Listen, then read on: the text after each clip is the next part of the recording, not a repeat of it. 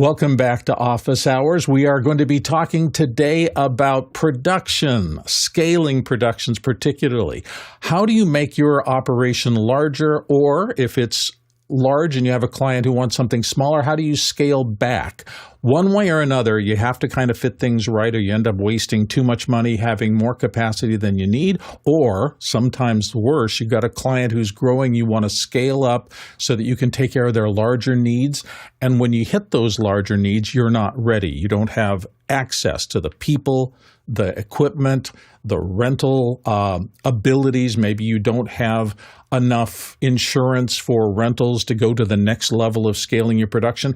Most of us who've been in production for a long time and have managed to go through this process of gearing up for larger projects have run into these moments where, I don't know how to get insurance certificates out, and they will not rent something to me without having that in place. So that scaling is our subject for today. We're going to talk about that. And I know Alex has been doing this since growing his business from the early days. Alex, what are your tips for scaling productions?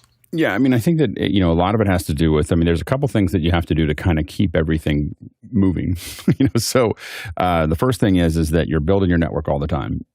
I'm on office hours a lot. Why am I on office hours a lot? Well, I enjoy it. I like hanging out with everybody and talking about this. But one of the reasons that I created it in the very beginning was because I knew that we were going to be doing more virtual events. And I was like, and I got to find everybody. So I got to find everybody who's doing things. And I could see, March 25th, 2020, things that, we'd only been locked down for a week or two. And I was like, oh, I'm going to need a lot of people. We're going to need a lot of people to do this and everything else. And so that by building something that I'm part of and doing it, I'm A, finding the people that are out there that can possibly do it, but B, making sure that we're all trading notes so we're all kind of on the same page. So when I want to build a larger team, it's not, I can find the people that I know are thinking the same way that I'm thinking about how to do this, or and building building and nurturing the environment that I'm in is a huge part of being able to scale up. There are many times that I have leaned on someone or a group of people here in office hours because we needed to very quickly have an extra couple people somewhere to make this happen, and build. Those have happened constantly, and so. But I've been doing that since the 90s. I speak at events, I do trainings, Pixel Core was all one big giant. We're going to need more people, and we need to, we'll train them all to do that thing. We have ideas of things we want to do in Rwanda, so we built a school. And so when we got there was almost nobody that was technical when we got there, and now there's over 500 people that are doing it, and they're in every aspect of what we're looking at. So, investing in your community, I'm always amazed that companies and organizations don't invest more in individuals, don't invest more in supporting the environment that they're in. I think that there's always this concern about teaching other people how to do what you do. And I will admit that I was on the other side of that when I was learning. When we were doing Hangouts, we were so afraid that what we knew was going to be valuable, that we wouldn't teach anybody else how to do this. And what we ended up doing is actually capping off of our growth, because the industry didn't grow, because everyone else was failing and we were succeeding. It didn't matter. If everyone's failing, they're not doing it, and so, you have to always remember that in production, in video production, we are at 1% of where we could be. The only reason that it's, so if you're maybe 1% at the most of where video production could be related to products. And so you always want to be injecting it. And what I have found over the years is teaching other people how to do all of this and not worry about whether there's some things that I'm contained by NDA to not talk about, but outside of that, I pretty much share everything I know. And the reason for that is that I find people that way, and I get way more out of showing them how to do something than I get out of knowing something that they're going to learn in a couple weeks anyway. So they're going to find it somewhere else if they need it, or they're going to figure it out. And it's better if I'm the one that handed that off. There's a certain level of karma that comes with that tends to pay itself off over some period of time. So constantly, the number one thing about scaling is constantly being in the community that you're in, is to be sharing in the community, being part of the community, working on other people's projects. A lot of the stuff that's happened, whether I've hired people or I end up hiring, or I get hired, somebody's got some crazy job that they want to do and you say yes. Like, yeah, I'll do that. And it doesn't pay anything. It doesn't pay very well. You're either volunteering or not making very much money. Sometimes you're putting stuff into it. Sometimes you're bringing your own equipment. Sometimes you're doing all those things. But it's a group of people figuring it out. And you know what happens? That group of people ends up doing those jobs, and you end up learning from being on those. Now, you can't do that all the time, but when you got some extra time to do those things, it makes a huge difference in building that network, because the network is everything. Your Rolodex, when it comes to scaling, is probably the most important thing, because what happens with groups is they very quickly run out of people. And so and again, your network provides you not only with the people that might work on something, but the people who know the other people that work on it. For instance, if I'm shooting in LA, I have a couple camera operators that I'll go to, and I will go to them, and then I will have them staffed. That'll be my lead camera operator, and I'll say, I need 4 other camera operators. I need you to pick them. And they'll go out and call other camera operators and fill the rest of that team based on camera operators that they work with in LA. And I've done this in New York. I've done this in Austin. I've done this in Paris. But you let them fill the team. Here's why. Number one is they all work as a cohesive unit. They all know each other typically. So there's a more cohesive unit that's working together. There's a little bit of shorthand between them. Number two is the person that you asked to do that feels accountable. If I ping them, they're already up to something, and they feel accountable, and they kind of keep everybody else, in line, because they're worried about how everybody reflects on them. And if you're getting a good camera operator or a good TD or a good whatever, so letting them help build the crew a little bit makes a difference as far as, getting up to those larger events. When you absolutely don't have those connections, there are crewing services. So we'll use a crewing service that will just, we'll just say, we need these people to this many people, and they'll crew them. Usually, unless you have a really close relationship with the crewing service, and this happens in the union, it happens in a lot of things, you don't get the best people until you know people there. So this gets back into knowing people and building a relationship. And if you're working with, so when I was doing tons of work for a Local 16 or with Local 16, what I did is I approached Local 16 and I said, hey, there's not a lot of people here. This is back when Blackmagic was brand new and, everything else. And I said, there's not a lot of people that understand how to use these switchers, these ATEM switchers. Why don't I do some training for you at, we did it at Moscone, and then we did it at 3210 and a couple other places where I'm going to do a training. We can train up to 40 people at a time, and you can bring them in. And they said, well, how much is that going to cost? And I said, oh, that'll be free. It'll be free. I just need, and so what it allowed me to do is, so we brought in all the equipment. Blackmagic actually sent me some switchers, some, older extra switchers or whatever that they had laying around. And so it's the ones with the fins on the back, but all of them were fins at the time. But anyway, so we got those, we did that training. Now here's what that training gave me. Number one is, I got to see all the people that were willing to learn from Local 16, that were there. So these are the people who are really up for something. I also got to identify among those people who are the people that I happen to have a skill set that if I walk into a room, probably my best skill set of all things, I walk into a room, I can tell you the 4 people to pay attention to. I can just immediately see them and just go, oh, I see that person, that person, that person, that person. And so I would sit by having them go through the training, I could see them. And so I could see who I'd be able to hire.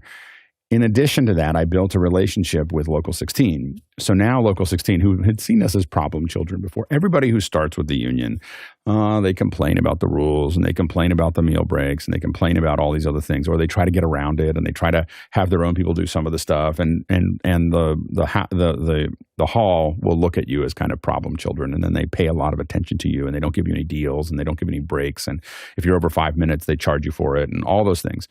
When you start working with them, and you start following the rules, and you start doing what is required, and you start training their people for free, you have a different relationship with them, and so you get the benefit of the doubt on a lot of things. And again, you have to earn that by building those relationships.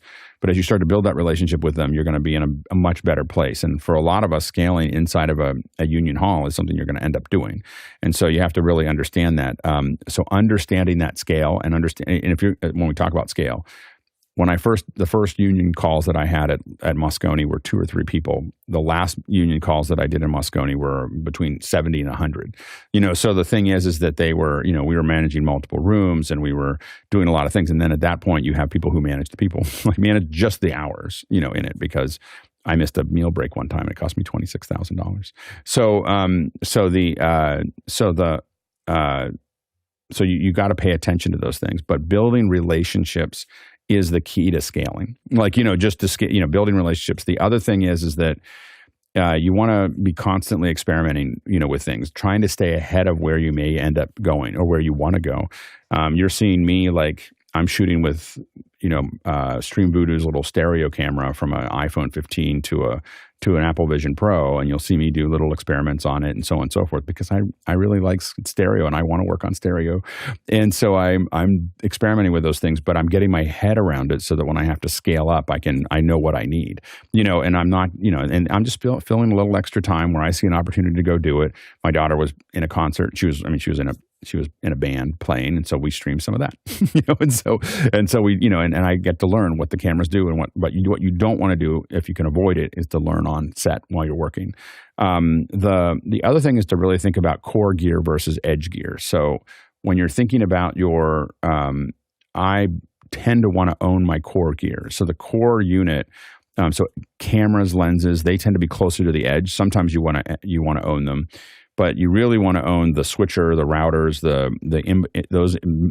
those middle parts that everything connects to, because you can pre-build those systems so that they're easy to load in, and you know them, and it's really hard. We watch a lot of people rent those pieces, and they have a hard time structuring it. One of the things that we did to scale at PixelCore is that we diverted. Once we started owning equipment, we never gave our equipment away, ever. So, something I learned at ILM is don't give resources away. And so we always charged for the resources that we had there. And so and we charged a little below market rate, but not much. So it was pretty much if you went to, any rental house, you would see our numbers were just a little lower by like 10% lower than all of their numbers. It made it really hard for a client to say, well, why aren't you giving us? Well, someone's going to have to rent it, so we're gonna rent it to you back for the same, and ours is going to be in way better condition, slightly less expensive. It's pre-built. There's a whole bunch of advantages to it to have us do it. Now we took that money once we owned it, and usually it depended on the job, but usually between 1/3 and 1/2 of the rental money was reinvested into buying more gear. so and that's how you fill a house. That's how you fill a building up with 10,000 square feet of gear, is that you rent the stuff back at that market rate, and then you keep on doing, building that out.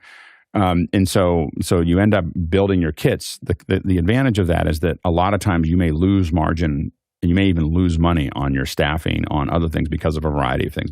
Overtime you didn't calculate for. Costs you didn't calculate for, all these other things. If you own the gear and you're renting the gear back, that margin stays stable, and so you can always lean back into that margin because you had it there and you already own the equipment. And so what I would avoid, which I made the mistake of doing, is that we wanted to move up higher.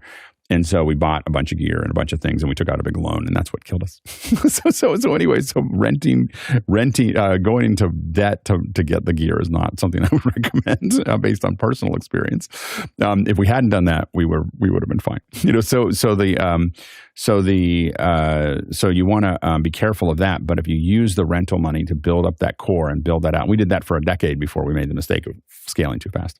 So this is the other problem you get into, is scaling too fast, which is scaling into something without knowing where you're going there. The other thing that you'll get into from a financial perspective is there's a couple things that I wish someone told me about. One that you may have to do if you go into a hockey stick. So a lot of times what happens is you land a big client. I was looking for my little pen. Yeah. So the way PixelCore looked for, from, if you think about, that's a good color. If you think about it from 2000, to 2019. PixelCore went like this. It was basically like this, going like this. And then we got to about 2012, and then it went like this. And And then it went like that.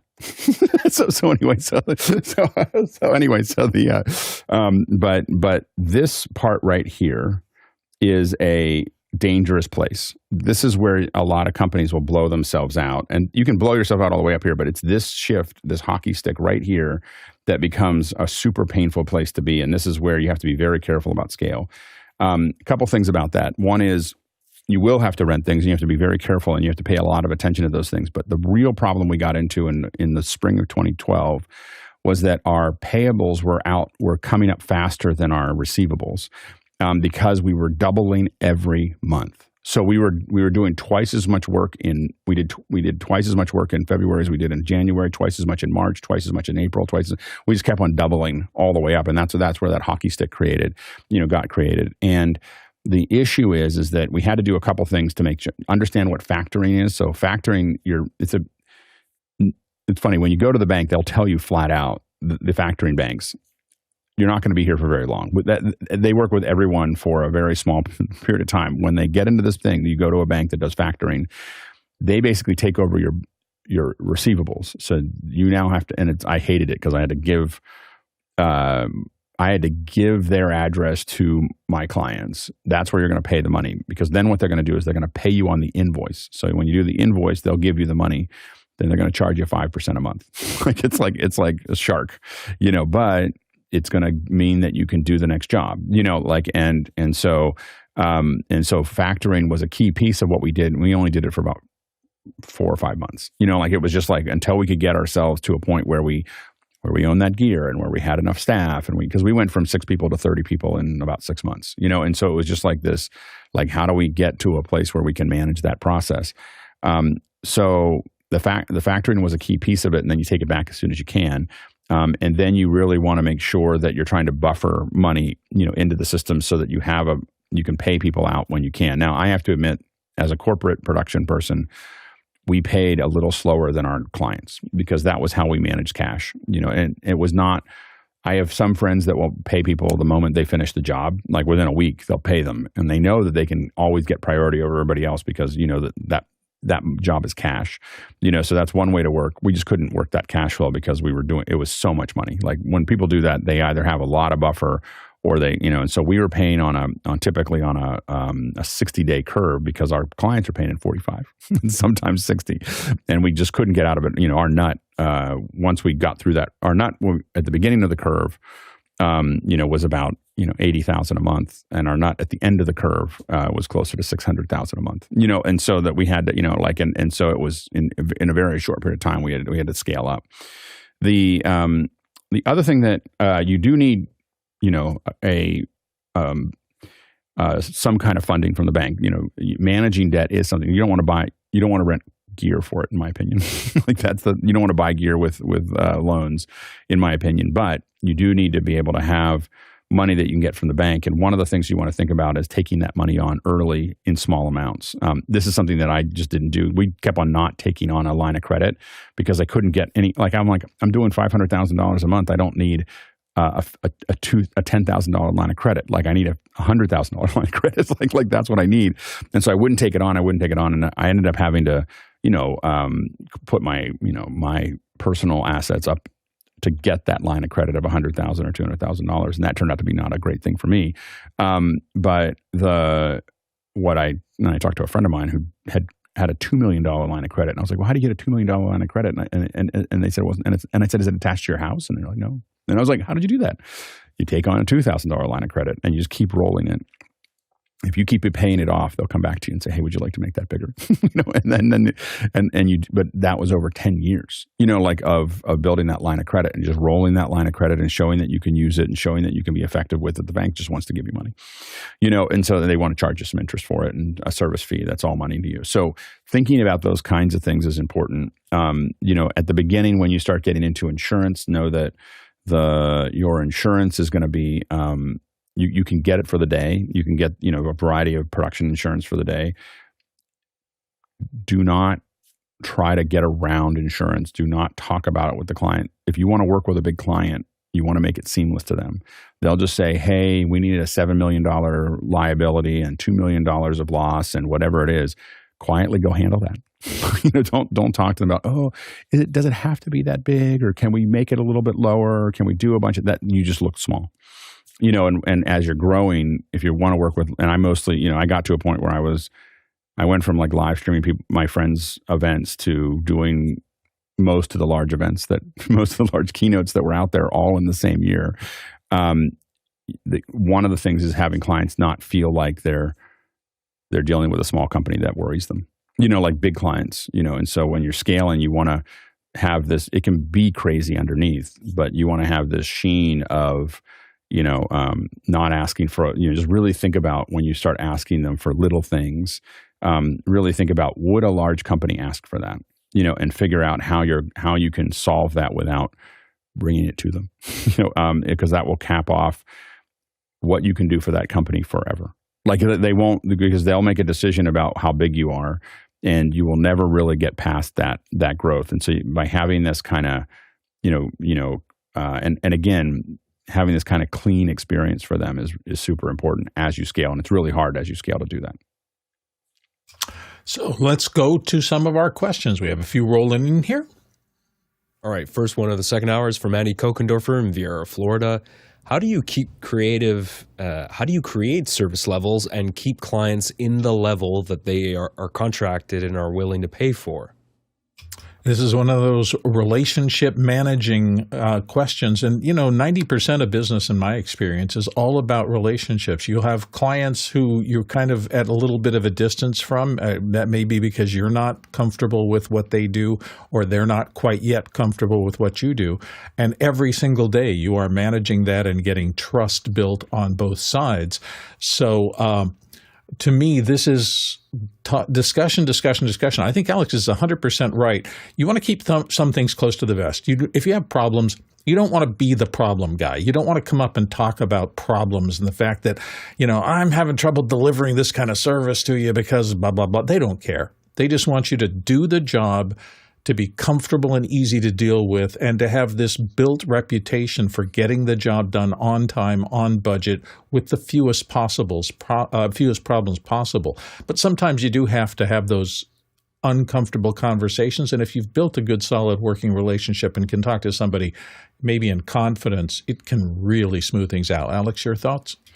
Yeah, this is where your SOWs become important. Your service of work or a specification of work become important. I don't normally itemize everything that I do. I mean, I know we do actually itemize everything, every little bit down to the extra hours and everything else. In PixelCore, we didn't do that at all. But we were very detailed about what we were doing. So we had them sign off on, this is exactly what we're going to do. That didn't mean that I didn't add extra stuff to it, but I would make sure that they understood that it was extra that we were adding to it, that we were there. And this gets into where again, it depends on what you're doing. A lot of times I would do things. I would make calculations based on my margins, based on everything else of what extra resources can I bring to bear. And I would bring the extra resources that the client didn't pay for almost every job because I owned it. They were, I either had, I had the equipment, I had the resources, I had staff. It wasn't like if I had someone not working in the warehouse, if I had somebody, we had at the time, again, we had in the mid 30s of people. I had people in the warehouse. If it was a slow day and we were doing a production that looked a little complicated, I would just send them from my warehouse guys, that did productions at times as well. I would send them to the shoot, and because it helped me train them, they got to see the most important thing for me was it helped me build. They understood why they were building something X, Y, and Z, on site by being there. And they were just PAs typically, but they were very technical PAs, the ones that built the kit, that were there, that were able to help. But I didn't charge the client for those things because I hadn't spec'd that out. For me, it was as a training op. I mean, I can pay them to sit in the warehouse, or I can pay them to be at the set, making the shows smoother. Oftentimes I would bring, the most common thing for me to bring was extra cameras and mics. I definitely had a lot more than what I told them they were going to do. At the time, I probably had, again, this is not how you scale, but to answer the question as it was asked, at the time I had probably 30, 40 cameras of different sizes and lenses and everything else. And I would bring, I would tell the client we're bringing 4. I'd usually have 6 or 8 in the truck, and if we felt like there was another angle that we wanted, we'd put it in, and so if it didn't cost me money, I would do it. Now, you may say that creates a lot of a lot of expectations of, we're going to get all this extra stuff. A lot of times we wouldn't tell the clients we were doing those things. We would just add them. And what happened is that when you don't tell the client you're adding all these things, and then you do add all those things, what you get into is, because we just told them we brought what we brought. And most clients didn't notice that we might have 6 cameras instead of 4, or we might have these extra things or all these extra little bits and pieces. But what it does mean is if they do a triple bid and they end up with somebody else for a show, the cliff, what you want is as you work with a client, you're constantly building up you're constantly figuring out how to do their job better. And then when they hire somebody else, it goes like that. It doesn't matter whether the person is cheaper or not. They've gotten used to this food. It's like, and so they can't go back to this food. They can't go back to McDonald's because you've been feeding them something else. And what we do is I look at clients and I look at how every show they do with me, I'm going to try to customize that show more for them. I'm going to try to make it better at the same price. I'm going to try to make it a little bit better, a little higher resolution, better lighting, better everything. I'm going to keep on tweaking that. And I'm going to keep on getting to know everything that they want. I keep on adding features to it in ways. I'm looking for ways that I can do that without having a lot of out of pocket costs. And when I can do that, and I keep on figuring it out, just being a little bit more efficient, doing this, being a little further ahead, knowing the client and constantly adjusting for that, it puts me in a position where it gets harder and harder and harder for them to go with somebody else. That's because, and that's what I feel like as a value added person, that's what you're supposed to be doing is building up that relationship. But owning equipment makes that a lot easier to bring extra things. Now, when a client asks for something that is outside of what was in the spec and is going to cost me money, and a significant amount of money to do it, I never say no. I never, ever say no. I say, that sounds great. That is a great job. Let me get you a quote on what it's going to cost to get that done. Never say no.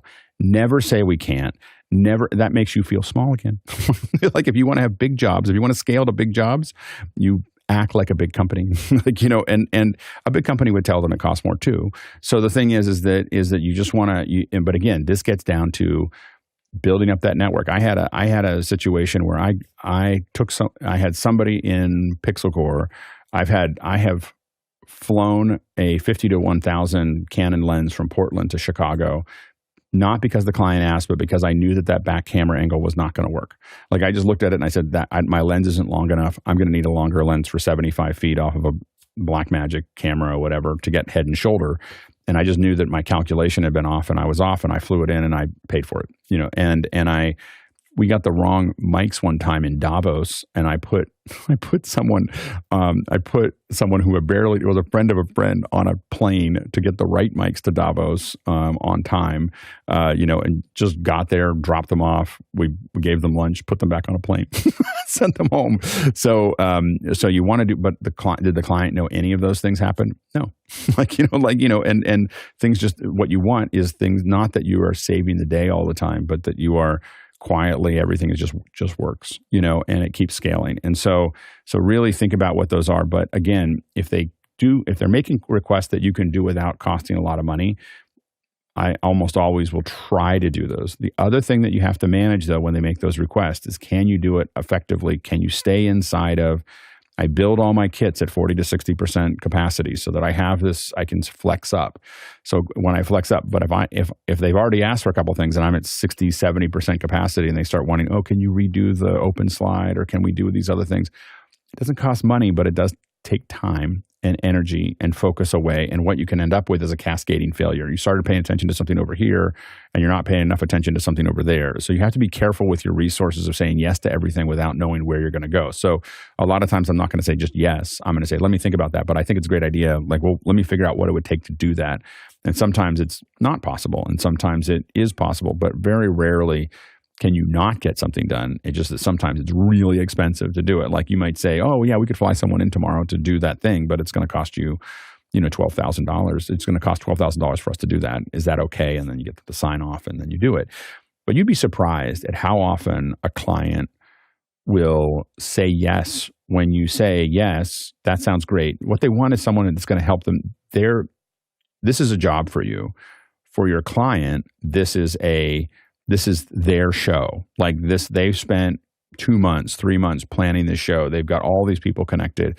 And the cost of $12,000 or $8,000 or $800 or whatever it is not important now. Like we had one client that walked out on a stage with 15,000 people the night before and said, hey, the stage doesn't go deep enough. You're going to have to move it. The stage needs to go further out. And this is at Moscone. And they said, well, that's going to cost $400,000 in labor and gear and everything else. He goes, okay. And then walk back in because the event was a $40 million event. Like it doesn't, like the $400,000 is not that, is not a big number. So getting used to being able to say those numbers and being able to just say what it takes to get it done, but say yes, yes, yes. If you want to scale, yes, yes, yes, yes, yes, yes, and this is what it takes to get it done. Not yes, like I'm just going to eat it all, but yes, and this is what it, what it would take to make it done if that's if it requires that.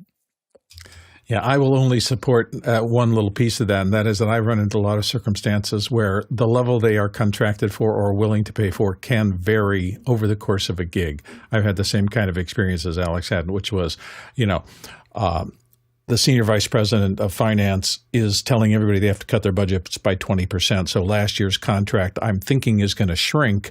But the next thing you know, if the CEO is on set, that can be a 40% boost in the budget for that particular project at that particular time.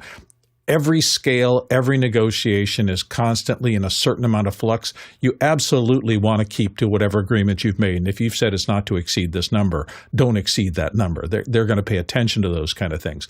But you will find yourself in circumstances where that budget that was really tight suddenly loosens up because the chief executive said, this is where we're going and just get it done. And suddenly what was tight becomes loose.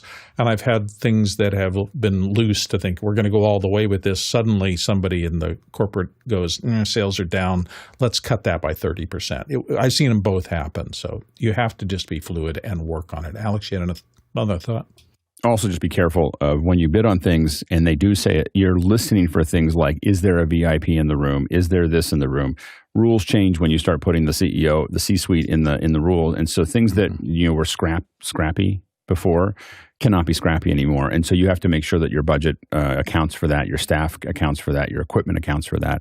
And you got to be able to bring that up and have that discussion. And sometimes people will say a lot of things are okay until you actually do them that way. And then there's lots of meetings and people find another person to work with. So be careful. That's how I get most of my work, is that somebody said something and came in short. Like that's usually how I end up with the client, is that someone comes up short in a project that we're in. Let's go on to the next question. Next question is from Craig McFarlane in Boston, Massachusetts. How do you protect yourself from last-minute need or excess? Alex, have you figured it out? Again, well, the first thing is that, again, we try to build our kits so that when I design a kit, and I will say this is why Blackmagic has been so good for me. And I had at one point, well over $1 million of Blackmagic equipment that I used, and we probably have a couple $100,000 of it now in 090. Is because we were able to overbuild everything. Our switchers had way more outputs. Our routers had way more things. We had more cameras than we needed. We had all those other things. So I build for a certain amount of last minute excess into the budget, into what I'm doing. I build that in like I'm assuming that you're going to make some changes. I'm not, the mistake is throwing the ball to where the receiver is or was, not where they're going. And so I can see where a client's going to want this, this, and this. And I'm usually going to sell the idea that we need to make sure that we have that or find an efficient way to make that happen. And again, equipment ownership makes a big difference, in that area. And then also just, again, a network of people that can help you make that happen. Guy? Yeah, communication is key heading up into the event. You just want to make sure that everybody's on the same page. And it's sometimes those things where you think that you're sending too many emails, but it's better to go ahead and overdo it than underdo it, because if there's like a last minute catch because of an expectation and then you get on site and it becomes hey, this PowerPoint needs to be delivered, and you got somebody running around with a USB stick and it's just like, oh my gosh, now we got to convert it. Are the fonts going to be right?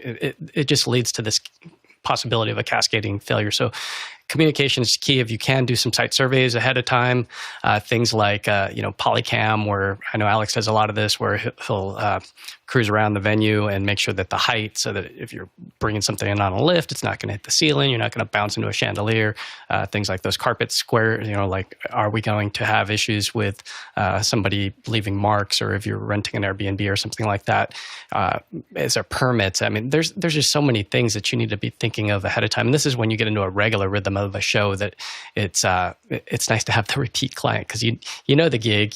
There's not going to be any more surprises. But I do like to have extra decimators, because it's like, hey, we need a downstage monitor, and now all of a sudden you got to run extra feeds up there. So it's always nice to have these Swiss Army knife tools laying around, and then have extra people, having the capacity, because it's very easy to have your TD get distracted, or your EIC get distracted somewhere, and then all of a sudden something else falls down, and next thing falls down, and now it's impacting the show. So communication and prepare, have stuff in your kit for those rainy days, and good people. It's just, that's the thing, is good people will figure things out, and having a competent EIC that's able to make miracles happen is always nice. Somebody who's got 30 years of experience with a gray beard, those guys, those rock.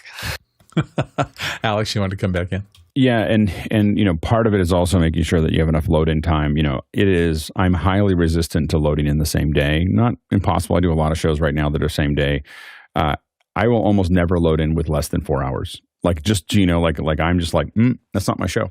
like that's not, I'm just not. And because those shows fail often enough, I'm willing to let somebody else take that spike, and I'll just take their job afterwards, because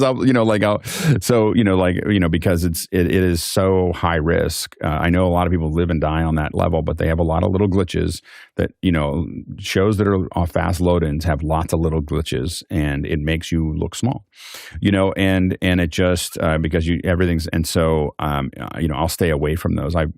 On a 4-hour load in, that's with a known kit and in a controlled environment, and I know exactly how I'm going to get into that space. But if I don't know how I will be totally set up and landed 2 hours before an event, and that's a small event, I won't do it, because what you have to remember is that last 2 hours is the client freaking out and wanting 3 other things and a whole bunch of other things. And so you don't want your team trying to finish stuff while they're doing that. You want the team to be finished, staring at the camera, just staring at things, just waiting for the next thing. And then you're responding to the client. But that's how you end up with clients that really like to have you around. is when they can come over to you and you calmly go, oh yeah, sure. Let's see what we can do there. And everything else is done, and you're not harried and trying to figure all those things out. Kai Cochran, you want to sneak back in? Yeah, rehearsal time, run a show. I mean, those are the two things you just live and die by. I mean, having a proper rehearsal where you can go through and tech check everything to make sure that when you hit that mark, that everything's going to play out, everything's going to work. So allowing plenty of time for a rehearsal, and that way everything's ironed out. It'll be a smooth show as long as you allocate that time. So always fight for that rehearsal time and tech check. Let's go on to the next question. Next question comes from TJ Worrell in Minneapolis. Discuss staffing for the various productions.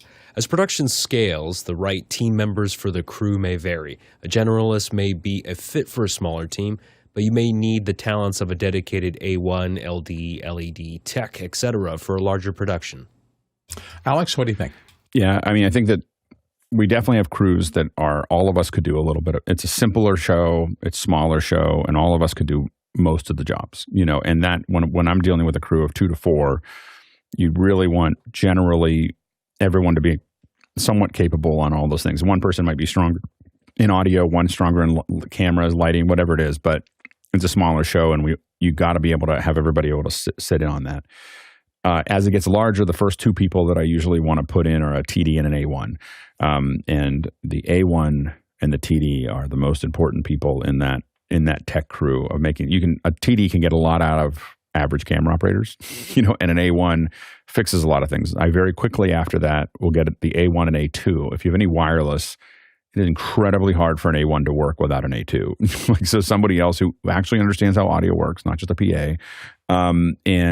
But the 2 of them can work together to make sure they're checking both ends of things and everything else. And it's just very, very difficult to manage that. The TD oftentimes expands to a director with a TD, so the director can sit and oversee those things. After that, you're talking about oftentimes graphics operators, playback operators, obviously camera operators.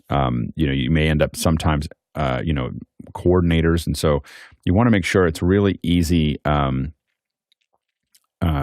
It is really easy to not have enough coordination. Like you worry about the tech staff, but the running the tech staff without people that are talking to the client. You want a point person, a producer, coordinator that's going to be talking to the client most of the time, and you want to make sure that they're able to manage those things and get those paperwork. Do not expect your tech staff to be producers. Like producers complain about it. Oh, I can't believe they didn't fill out this, or I didn't do. I'm like, they're the tech staff. Like, let them be tech staff. Your job is to take care of all those things as a producer or as someone who's managing logistics, and remind them of things that they're forgetting, and do all those things so they can stay focused and not filling up a bunch of time with those things there. Now, what I will say is that a lot of times, again, the stuff that doesn't pay, like when we're out doing a favor for somebody or doing whatever, I mix and match my folks all the time. Like when I had staff, we would mix and match all the time. So the people doing audio would do video, people doing video would do audio, and we would look for things that weren't paid to do, as they would help us build some connections with some folks, but it would also mean that I could cross-train everybody, because the more a camera operator tries to be a TD, or a TD becomes a camera operator, the more they understand what the other one is doing, and it makes them better at their job. And so you want to kind of think through those things. Again, I'm going to keep on coming back to it. How you build staff is to do things like office hours, or to do events for nonprofits or for friends or for whatever, and be constantly doing R&D around those things and doing the tests that you can do whenever you're slow. You should never be slow. You're always like at a steady pace of you're doing for paid work, or you're doing free work, or you're doing R&D, or you're doing something else to constantly move that ball forward. Collect people. The people who show up on a weekend show that doesn't make much money or doesn't make any money, those are the people you end up building staff with. Those are the camera operator, who the audio person who shows up with their sound devices, 788 and a bunch of mics and stuff like that for a little unpaid music video for some kids that might go somewhere. You'd be surprised that that's how you find a lot of your staff, is people who do that. When they're not busy, they're looking for something to do. So that's the definitely take a look at that. Let's go to the next question. Craig McFarlane in Boston, Massachusetts asks, how do you blend experienced generalists with people who focus on a specific role? Let's go to Alex. Yeah, it comes back to scale. It's just as you scale up, having generalists in the mix, and usually they have a role.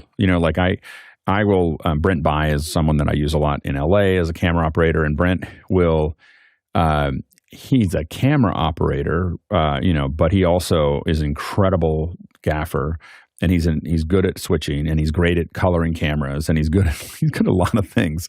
And so bringing him on, he has a role, and he knows what his role is. But having him on site solves a whole bunch of other problems for me, so if I bring a Brian Maddox on, Brian is he'll be my A1 anytime I can make him an A1 in the US. But Brian also knows a lot about power, and so when we need to run things, he understands what that looks like too. And many other things. Same thing with, when we have, I have some technical directors that Nate Hill, who's been on the show a long time ago. We're going to bring Nate back in. I think he's going to be busy this summer. So he's going to be in France this summer. But when he gets out of that, maybe we'll get him to come on. But he's my go-to TD. But he is a producer, a director, a TD, understands graphics. If you send him a bunch of raw assets, he'll jump into Photoshop and build them all into the graphics he needs for the show. And he just knows all those things. So when you start putting those kinds of people in that vertical, when you have a person who has a really strong understanding of their specific role, but also knows a lot of other things, you end up with an incredibly powerful team that can dance with almost anything that, that happens in front of you. The downside of that is sometimes they get distracted because they know enough about something to go help with something that's outside of their purview. So those are the only things. But generally, I try to fill the teams with really exceptional specialists who would be really good generalists in anybody else's team. So that's the best kind of crew. So Yeah, I want to just add one little note, and it's just an odd peripheral one, but one of my biggest experiences in business was when I had to fire a client once. And it was not because they were a bad person or anything. I just had moved to the next level, and I knew that if I kept working with them for a long period of time, I was never going to get out of that one or two person thing and move up to the next level because their budgets were low enough. And I've heard, I got that from my brother-in-law who ran a big agency and had to fire a big client, somebody whose name you would know. And it was just because when the new management team came in, they had become so much of a drag on the emotions of the whole agency that they figured they were better off going the direction they wanted and not carrying that big load of constant negativity with them. It was a big lesson. And you're not going to be able, if you grow from small to medium size, you may grow beyond the small size clients. And if you grow from medium to larger, you may go beyond that. So having some sort of a strategy as a person in charge of the business to not just right size, but right effort your clients so that you know you can satisfy the people you've got as you move up. Alex, you wanted to mention something? Yeah, the only thing I would say there is that, I didn't fire very many clients. I mean, I did. There were certain lines that I couldn't, that if clients crossed, I would, like if you tried to poach my people, I'd fire you. Like it was like, that was like, and now I placed a lot of my people at Facebook and everything else. Like, I don't think that they knew that at the time when I was kind of like constantly, because I knew I couldn't keep them, and being seen as a conduit to other bigger opportunities was of value to me. And so I was constantly trying to find the right job that was going to help them continue to grow in their business and so on and so forth. And so, but for core people, if I send someone there, I can't feel like you're going to try to take them from me. So that was, and then there was a certain level of, if you didn't pay me, in 120 days, we would have a conversation that was going to get the money, but I knew that was the end of the relationship. And then but in general, what I did is I usually tried to basically offload clients that were difficult to either, like what I would do is suddenly someone else would start showing up all the time.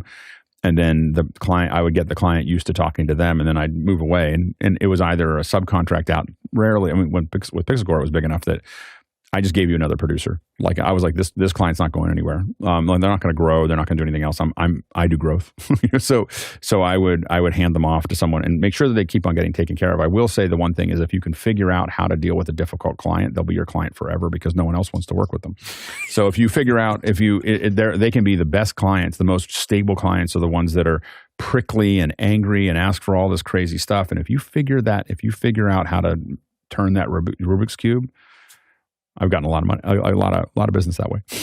Like if you can figure out how to make that work for you and how to dance with it, it's a really good, because they don't have a lot of choices because a lot of people don't want to work with them. Let's move on to the next question. Robert Sabavity in Poland asks, when scaling, what is the best way to manage sales offers to ensure that you are maintaining profitability and that you are consistent with your pricing history for every specific client? Guys, some suggestions. Yeah, there's a lot to this. I mean, really looking back at your books and looking at what's going on, you want to work backwards and say, okay, I want to have this net. So if you say I want a 10% net or a 20%, whatever that bottom number is, you need to adhere to that. So you got to work your way backwards. If you're not charging enough, it's going to become apparent. You don't want to get a negative net. That means you're giving away. Why be in business? The point of business is to be able to make money. And so if you're not making money, it'll become apparent. If you're a creative and you're not really good at numbers, and some of us are right-brain people and we just really don't like messing with this stuff, hire a coach, hire an accountant, hire somebody to come and analyze those numbers over a period of time. And sometimes it is worth having a consistent client, and maybe that is a zero-sum game. Maybe you're not making a whole lot of money, but it pays the bill. So you might want to look at having that baseline, because if you do have to lease some equipment and you're already in that domain of having, this $20,000 a month nut to cover, then having that consistency can give you some peace. But then go after these other clients that are more profitable. And as we talked about, don't be afraid to fire some of these clients that just beat you up until you are at a negative net.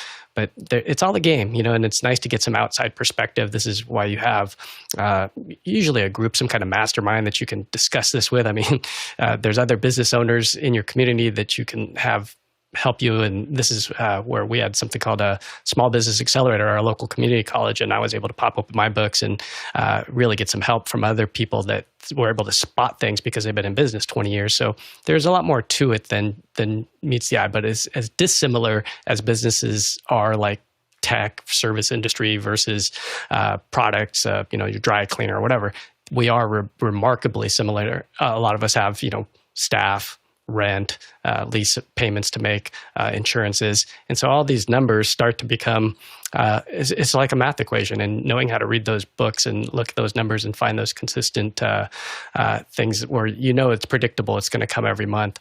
It's super helpful to have somebody who looks at this, groups it, and helps it makes sense to you, because a lot of this stuff is, they went to accounting school for 20 years, and to have them distill it down and say, this is fruit, this is vegetables, like sometimes they have to talk to you like you're 5 to get this stuff to make sense. But at the end of the day, you want your business to make money. So listen to. Bill, you have to understand depreciation. I heard that one point early in my career. Alex. Yeah. I don't do sales, and I don't charge more for a rich client or less I just charge what it costs to do it. Like this is the cost that maintains the whatever margin that we need. And a lot of times our margins are pretty tight as a production company. But we can't lose money on it. We got to make some money on that process. But it is what it is. Like when I put a budget together, I can't, if you say, can you cut it by 20%, we're going to talk about what needs to be taken out, because I'm not like, that's how much this costs to do it. And I don't just cut it because that's not a way that's an easy, you'll never get it back.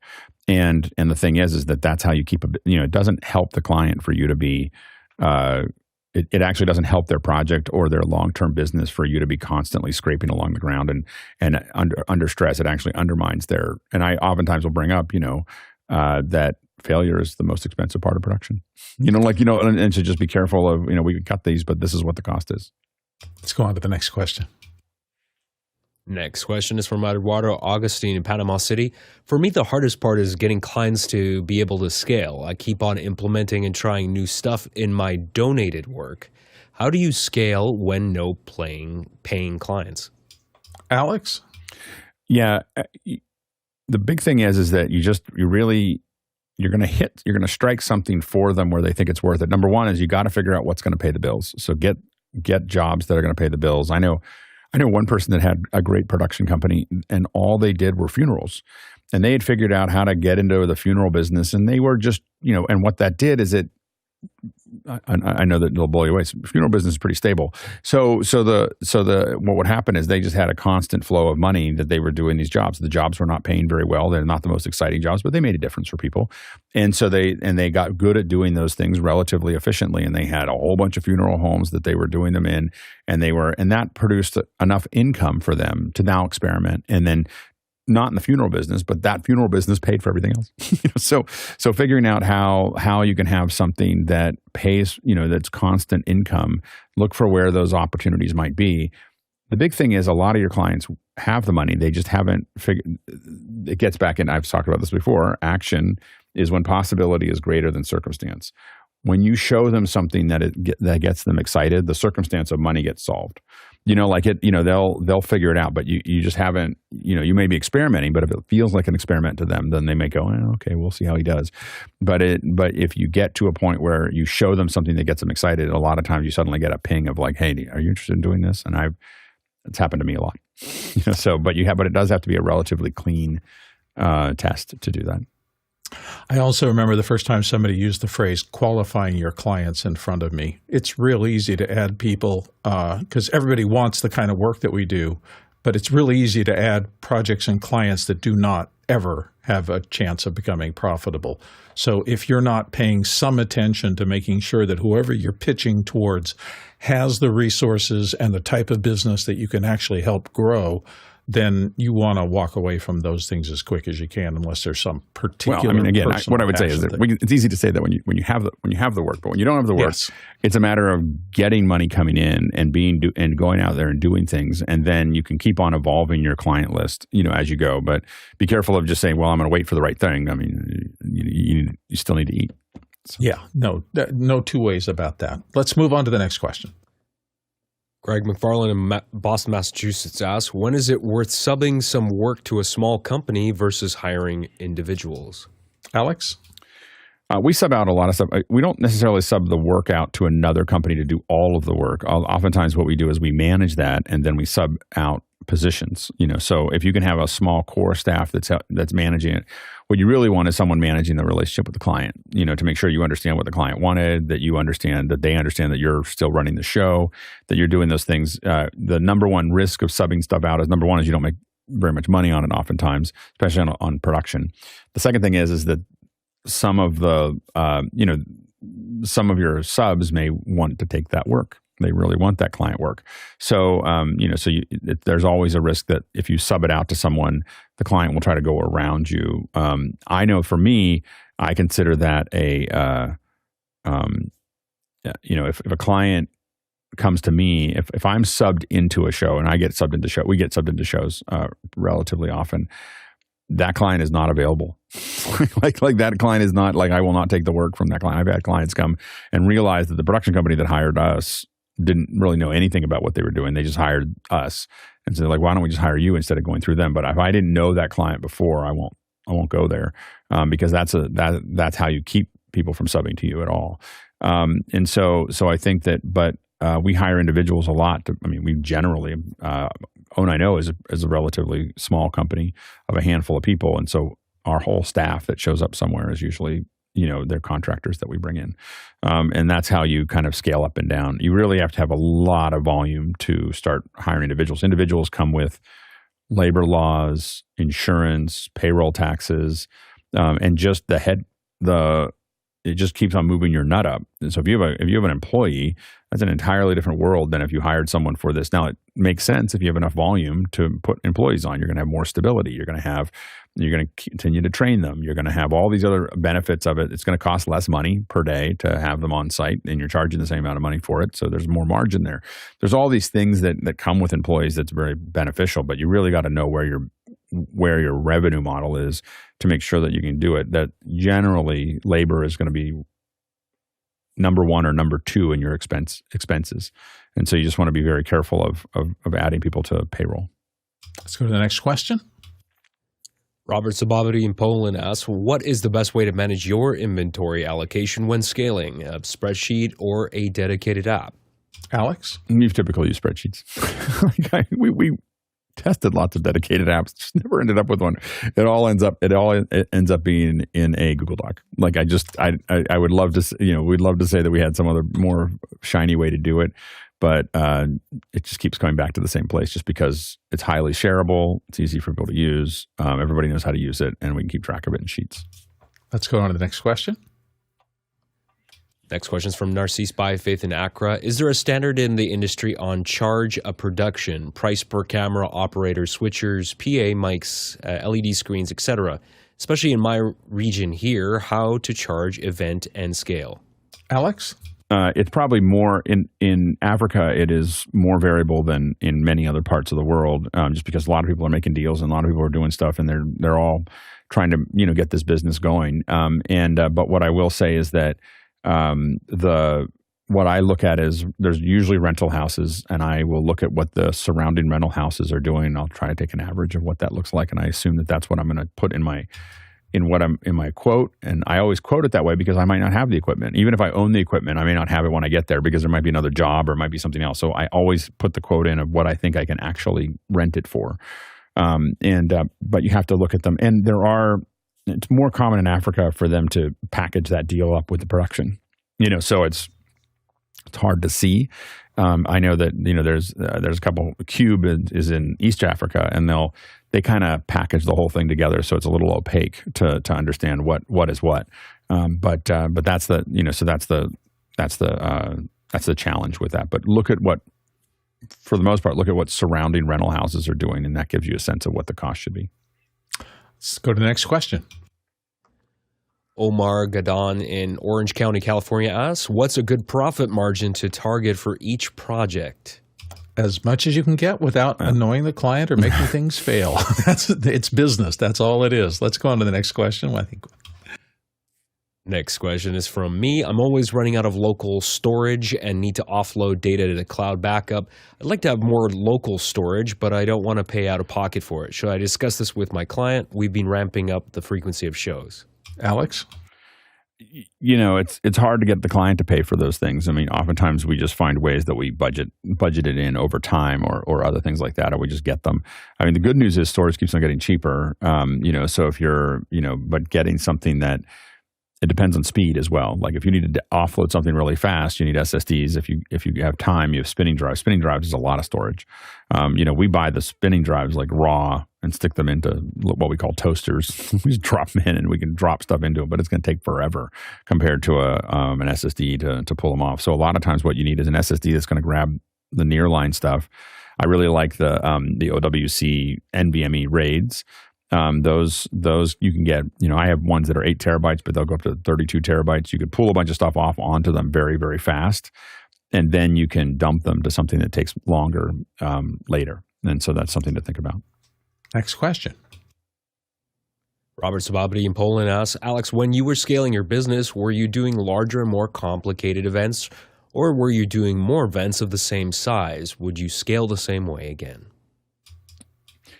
We started by doing lot of more events, but what we really wanted to do is scale up the size of the events. And I probably scaled a little too fast at the very end. That's what got me in trouble. But what we really got, basically, if I showed up and someone, all I was trying to do is build the perfect event.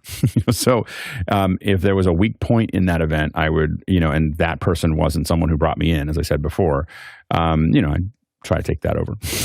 And so we would slowly take things over. I mean, we started, for one company, we were the satellite uplink in Spain for them for one of their keynotes or one of their CEOs or whatever. And by the end, we did everything all the way down to the flowers in the green room. Like everything was us, and we took over all of those pieces. So instead of doing a $30,000 uplink or whatever, we were doing a $300,000 project, that is all of it. And it also made it much easier for us to do it really, really well and keep it all tied in. It felt better. It looked better. All those things happen especially if you do it the way I do it, where I'm constantly trying to turn those dials up all the time. So, but yeah, when we started, we were really happy to get a $2,000 job here and a $20,000 or $2,000 and $3,000 jobs. By the time, kind of in our height of size, I didn't bid on anything under 50,000. It was not, we didn't have any way, and it got to a point we did things like that, but usually they were packages, so they'd be like $6,000 jobs, but you bought 10 of them at a time, and we would do those kinds of things with clients, but it wasn't, or it was a regular client that was doing those things every week or whatever. But those were and so you do scale that up, and you want to be looking at how to scale that up. Of the kind of jobs you do, you just got to be careful of not scaling past your skill. So what really benefited us is being a little fish in a big pond for a long time. We learned from all the events companies. We learned from all of the broadcast companies. We had the advantage of our client was very big, and they would introduce us as, these are the specialists that will manage the event. And so we had we were introduced well to all the broadcasters and all the event companies, and that helped us learn. And then we would take what we liked from the different things and build it. But the last thing I would say about that is, it's very easy to take on jobs. People will tell you to take on jobs that are out, like you don't know how to do it, so you take the job on and then you'll figure it out. You don't get to do that with big companies very often. Like if they feel like, even if you succeed and it was rough for them, they won't come back because that's their 401k. So you really need to, and what I would highly recommend is jumping on other people's projects as a contractor, because there's so much to learn. Like when you get into comms and when you're sitting there in a smaller position on a larger project, you're going to learn an enormous amount that you just can't learn on your own. You need to be with bigger projects to understand how they run. Thank you.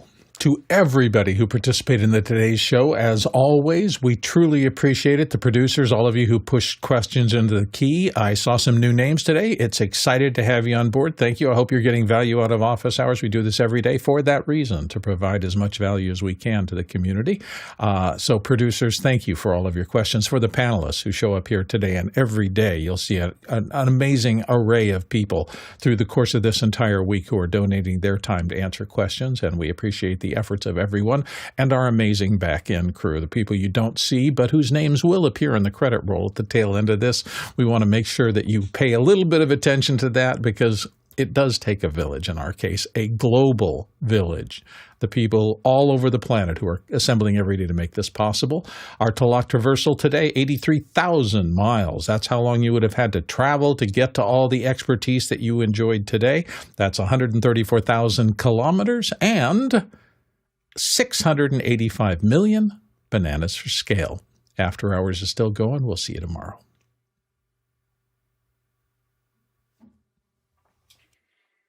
There you go. That's fun. Well, we won't talk about the opening. Second hour. The openings are hard. Like they're for lack of a line. I always have a line where my eyes go for the second thing. I didn't put the line in today, and it's just like, oh no, I can't find it. I use notes for it, so I have a notes document for every one of those, and it sits there, and the guys are working on it. They're working on a layout for it. It looks amazing. Like the for the announcement layout. I picked at a couple things. I hope they understood that it looked. I was like, oh my gosh, this works. I just wanted to clock. Just a bullet